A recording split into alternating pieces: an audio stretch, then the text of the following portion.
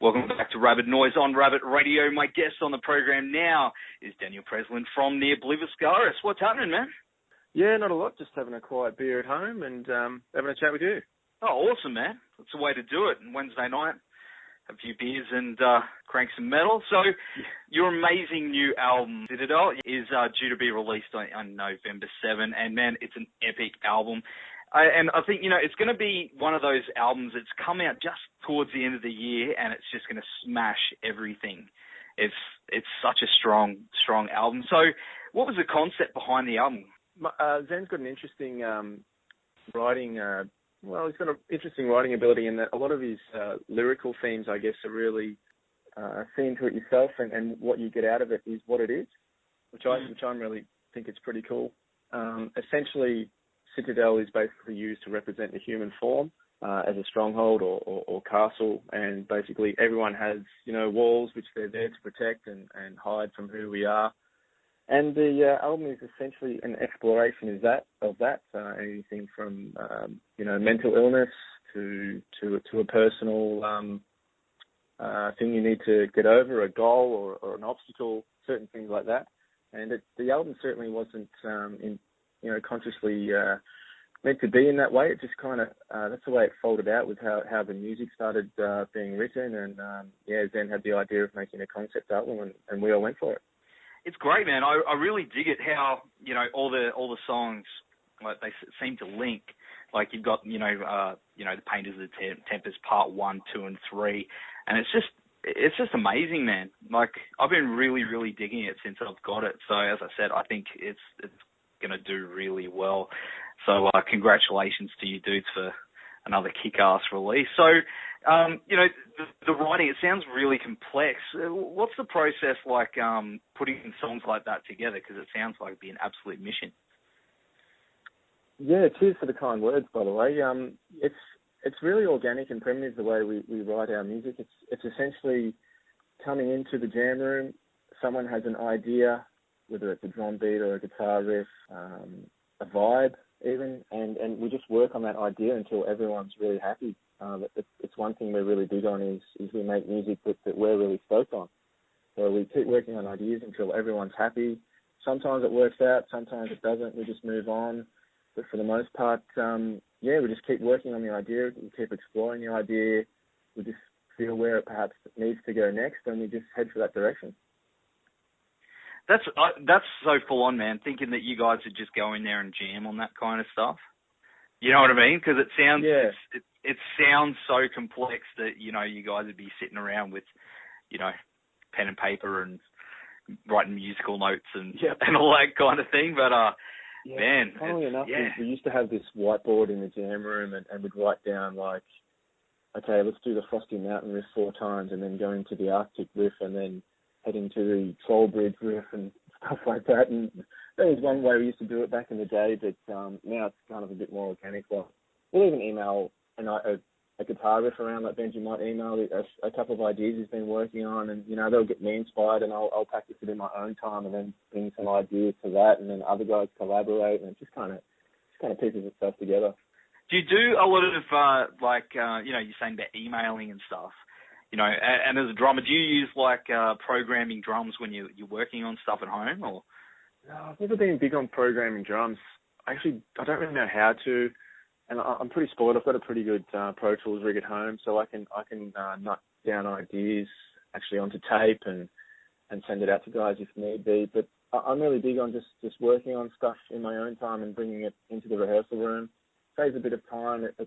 It's kind of difficult when everyone's so busy, you don't really have the time to go, okay, here's a riff, everyone learn the riff, everyone come up with an idea on the spot. Like, it's really hard. So quite often we all work on the idea in our own time, and we bring it into the rehearsal and kind of nut it out. And everyone's got kind of an idea of what they want to happen, of where they want it to go, and kind of how they want it to get there.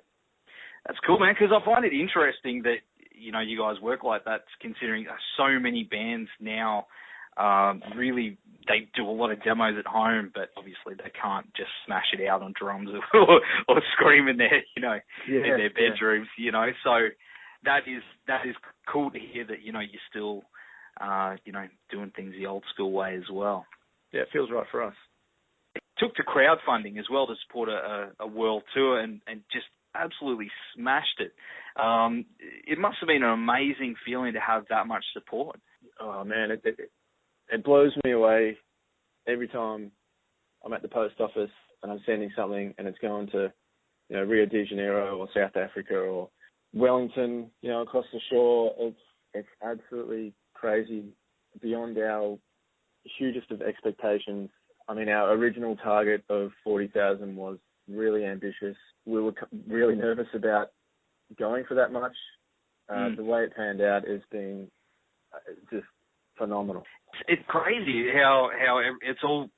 That's where it seems to be going these days, and really showing that there is support out there for bands. It's like how Devin Townsend did the same thing and went way over his what he thought he was going to get as well. So, is it something you think you'll be looking to doing more of in the future? Yeah, really not sure. For now, we're obviously more than satisfied and stoked with what's happened. We'll sit on that. We'll see basically how the industry moves, how things change, because these days, things change so quick. Like next week, there might be some different method of how bands scrape by, or how they get by and pay for all these hugely expensive things like world tours or studio albums that cost tens of thousands of dollars. We're just not sure. We're just going to see how things, fold out and pan out. And the way we see it, if we keep working hard and keep being positive about what we do and working hard towards it, the things will just work out for themselves. Totally. And how's the plans for the world tour coming along? Yeah, coming along really well. We've got some huge things we're going to announce soon, which we're really excited on. We're basically Europe, middle of next year is where our main focus point is at the moment. And we're kind of just dotting all the pieces together over there. Hopefully in a month or two, we'll be beginning to announce a lot of the stuff that's going on over there, which is pretty exciting. And then after Europe, pretty sure towards the end of next year, we'll be hitting North America, hopefully South America too. We'd love to go down there. And we'll be slotting in Asia somewhere, either before the US or after. We're really not sure yet. We'll just see how everything pans out. Man, it sounds like it's going to be a real busy year for you next year. It's going to be hectic. But just enjoy it, because it's just, you're living the dream, hey? So yeah, that's it. Yeah, take it wherever it goes. That's it, man. Well, you've shared the stage with, some legends as well, like Devin Townsend and Between the Buried and Me. How are those experiences for you? Yeah, really cool. I've been a huge Devin fan, and all the stuff he's done since I was a teenager. We're going back 15, 16 years. So to be able to play with Devin at the Palace, which was one of my favourite venues ever, was, a really, really cool experience. That's probably my most memorable show I've ever been involved in.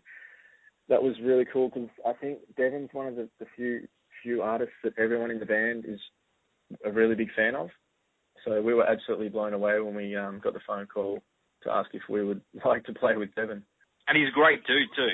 Yeah, he's so cool, laid back, just easy to talk to, really cool guy. Yeah, and it's really cool to see how well he's doing now too. He's worked so hard for so long, and it's really inspiring for bands like us who are kind of really just starting to enter the international touring circuit and see that the hard work does pay off. Yeah, that's it, man. Yeah, well, Debbie's he's done a lot off his own back, so it's definitely inspiring. So you're actually going to be heading out on tour in support of the new album at the end of November, and you'll be coming up here in Brisbane too. So will you be playing the album in full, or is it going to be a bit of a mix? Or yeah, we'll definitely play all the songs off Citadel, and we'll throw in quite a bit of Portal too. I think we're looking at about 90 minutes for a set on that tour, so it'll be quite an extensive. Well, most of our material will be played, yeah. So with the album, how it's got that, it really flows through the tracks. Are you going to be mixing it up between the set, or are you just going to do it back to back?